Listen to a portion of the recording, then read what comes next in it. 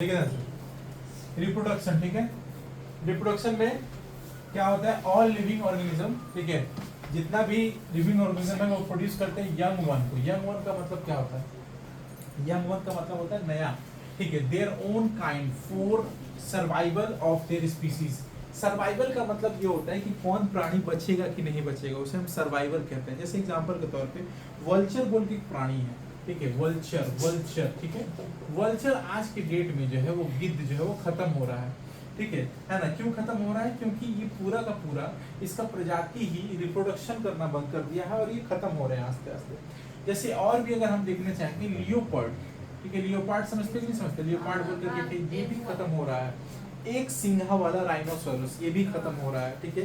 तो day by day क्योंकि ये रिप्रोडक्शन की कमी की वजह से ये लोग खत्म होते जाए। The process by which organism produce offspring. Offspring का मतलब होता है नया संतान, आने वाला संतान, ठीक है। Offspring of their own kind is called reproduction. अपने ही तरह के सेम टू सेम प्रजाति पैदा करने वाले प्रोसेस को, प्रक्रिया को क्या कहते हैं, रिप्रोडक्शन। क्या कहते हैं बोलो, रिप्रोडक्शन। रिप्रोडक्शन इज नेसेसरी, ये इतना जरूरी है to ensure the continuity of life on earth. Earth पे जिंदा रहने के लिए तुमको क्या जरूरी है, रिप्रोडक्शन जरूरी है। अदरवाइज रिप्रोडक्शन जरूरी नहीं होगा तो बर्बाद हो जाएगा। जैसे मान के चलो एग्जांपल पहले पेपर दिए हुए हैं, सुधांशु बोल के एक लड़का है मेरे पास पढ़ता है। अगर मान के चलो वो शादी ब्याह नहीं किया तो घर का इकलौता लड़का है। जब घर का इकलौता लड़का शादी ब्याह नहीं करेगा तो आगे चल के उसका जनरेशन नहीं बढ़ेगा। तो जनरेशन नहीं बढ़ेगा तो उसका खानदान में कोई पीढ़ी ही नहीं रहेगा। तो जब तक ये जिंदा है 60 साल 70 साल हाईएस्ट 100 साल, उसके बाद नामो निशान मिट जाएगा सुधांशु के खानदान का, क्योंकि इसका रिप्रोडक्शन होकर के जनरेशन ही नहीं बढ़ेगा। समझ में आया कि नहीं आया, ठीक है। तो ये होता है रिप्रोडक्शन का महत्व, बोलो क्लियर है। आई होप सो दिमाग में बैठा होगा, ठीक है।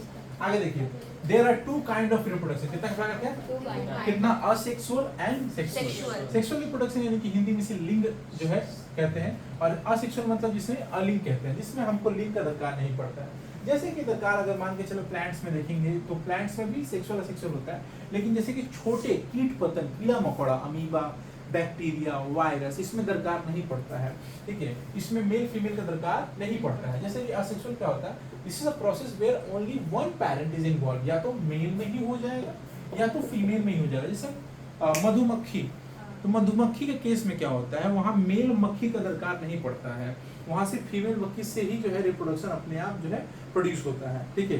तो ये जो केसेस हैं, बहुत सारे ऐसे इंसेक्ट बोले ना, इंसेक्ट कीट पतंग जो होते हैं छोटे छोटे, उनमें ये सब होता है। जेनेटिकली सिमिलर और आइडेंटिकल ऑफस्प्रिंग होते हैं। ऑफस्प्रिंग का मतलब समझ लो, आई रिपीट फिर से, नेक्स्ट संतान, नेक्स्ट जनरेशन के आने वाली जितनी पीढ़ी होती है उसे ऑफस्प्रिंग कहते हैं। ये वर्ड याद रखना, ऑफस्प्रिंग आर प्रोड्यूस, ठीक है। Each organism undergo asexual reproduction. जितने भी ऑर्गेनिज्म होते हैं जो छोटे प्रजाति के होते हैं, निम्न कैटेगरी के, लोअर कैटेगरी के होते हैं, उनमें कौन सा रिप्रोडक्शन होगा, असेक्सुअल।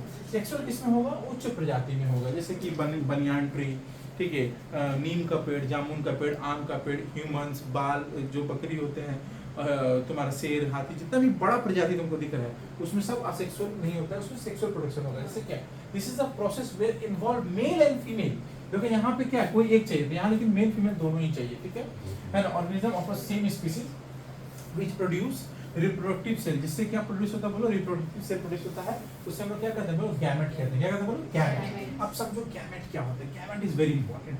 गैमेट जो होता है दो प्रकार के होते हैं, एक मेल होते हैं, एक फीमेल होते हैं। क्या होता है बोलो, एक मेल गैमेट, एक फीमेल गैमेट होता है। मेल गैमेट में क्या खासियत है, मेल गैमेट में जैसे अगर हम ह्यूमन का बात करें तो उसमें स्पर्म होता है। क्या होता है बोलो, स्पर्म होता है। और फीमेल गैमेट में ओवा या ओवम होता है, याद रखोगे, ठीक है। जिसकी वजह से कोई भी नया प्रोड्यूस, नया संतान, नया ऑफस्प्रिंग आता है, ठीक है। A new organism is formed when male and female gamete fuse together. Fuse मतलब जाकर के वो मिलते हैं एक साथ, ठीक है। And offspring are not identical to any one of the parents and express combined genetic characteristics of both the parents. मतलब जरूरी नहीं है कि वो पेरेंट्स के सेम टू सेम दिखे, ठीक है। हम लोग डिफरेंटली अपने पिताजी या मम्मी की तरफ दिखते हैं, उन्हीं की तरह सिमिलर दिखेंगे, लेकिन सेम टू सेम आइडेंटिकल नहीं होगा, रिजेंबल्स नहीं होगा, सेम टू सेम नहीं होता, ठीक है। असेक्सुअल रिप्रोडक्शन में क्या कहानी है, ध्यान दीजिएगा। ये एनिमल्स में होता है, हम एग्जांपल्स देख रहे हैं, ठीक है। कॉमनली सीन इन क्या, लोअर ऑर्गेनिज्म। आई रिपीट, यहाँ वर्ड दिया हुआ है लोअर ऑर्गेनिज्म, ठीक है, ठीक है। जैसे कि बैक्टीरिया, ईस्ट, प्रोटोजोआ।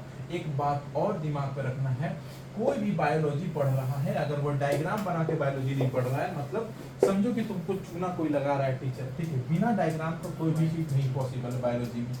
तो बाइनरी फ्यूजन मतलब किसमें होगा, हम सबके एग्जांपल लिखे, अमीबा, बर्डिंग हाइड्रा में होगा, फ्रेगमेंटेशन जो है स्पीडल क्लोरोप्लास्ट में होता है और ये पेरेनिया में होता है।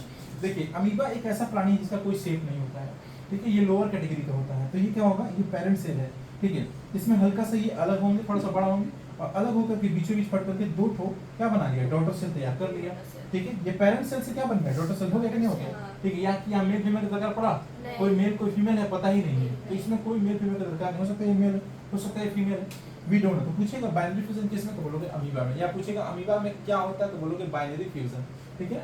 मल्टीपल फ्यूजन किसमें होता है, बैक्टीरिया में होता है, वायरस में होता है, तुम्हारा मलेरिया में होता है, डेंगू में होता है। ये मल्टीपल होता है, मतलब एक दिन में 1 लाख डेंगू अपना संतान पैदा करता है। डेंगू ऐसा होता है, एक एक दिन में 1 लाख डेंगू पैदा होता है, एक दिन में। कुछ तो इतना स्पीड होता है कि 2 घंटा में 2 लाख डेंगू हो गया है, इतना डेंजर होता है। इसी से डेंगू में 1 हफ्ता में देखो सुनो बीमार हुआ मर गया, बहुत फास्ट होता है, ठीक है। आगे देखो बर्डिंग, बर्डिंग में क्या होता है, हाइड्रा, हाइड्रा क्या होता है ना, देखो कि जहाँ पर पानी गिरता है बहुत सारा हरा हरा काई रहता है, काई, वही हाइड्रा है, ठीक है, वो हाइड्रा टाइप में होता है, ये पानी में से घूमते रहता है, हाइड्रा टाइप में पतला पतला। ये पेरेंट हाइड्रा है, इसमें बर्डिंग होता है, कली निकलता है, कली साइड से कली निकला, ये कली निकल के अलग हो गया, तो ये क्या बन गया, न्यू बन गया, अलग, समझ में आ रहा है। फिर देखो ध्यान से फ्रेगमेंटेशन में क्या होगा, ये अलग हो जाएगा, देखो यहाँ से अलग होगा, यहाँ से अलग होगा, अलग अलग होकर के अब ये बड़ा हो जाएगा, अब ये बड़ा हो जाएगा, इसी की तरह दिखेगा, नहीं समझ पा रहे, इसी में से टूटा और ये अलग होकर के नया नया प्राणी बन गया, ठीक है। नेक्स्ट क्या होगा, देखो नेक्स्ट क्या होगा, यहाँ पे रीजनरेशन, क्या होगा बोलो, रीजनरेशन। रीजनरेशन में प्लैनेरिया में, प्लैनेरिया इस तरह दिखता है, ऐसा ये ओरिजिनल है, ठीक है। अब ये अपने आप 3 भागों में टूट गया, अब ये 3 भागों में टूटा ना, ये 2 भाग ही मान के चलो अगर हम करते हैं, ये 2 भाग आधा दिख रहा है, अब ये अपना अलग फिर से सेम टू सेम इसके तरह बन जाएगा, ये सेम टू सेम इसके तरह बन, जैसे छोटा बच्चा पैदा होता है वो दिखता नहीं है कि अपने बाप या माँ की तरह है, लेकिन एक समय आता है 20-21 साल अपने बाप माँ से भी लंबा चौड़ा हो जाता है। सेम यहाँ पे वो रिप्रोडक्शन का ही कमाल है, वो लोग समझ में आ रहा है। आगे चल करके भी इस चैप्टर को हम लोग कंटिन्यू करेंगे, और वीडियो को अगर अच्छा लग रहा है तो क्या कीजिएगा, लाइक कीजिएगा, शेयर कीजिएगा, ठीक है, और ज्यादा से ज्यादा क्या कीजिएगा, सब्सक्राइब कीजिएगा। अपना कोई भी स्कूल का ग्रुप हो, फ्रेंड ग्रुप हो, स्टेटस पे डालिए, डाल करके देखिए इसको अच्छा लग रहा नहीं लग रहा है, अगर ज्यादा अच्छा लगेगा तो इस पे और वीडियो हर चैप्टर का हम बनाएंगे, ठीक है। आगे नेक्स्ट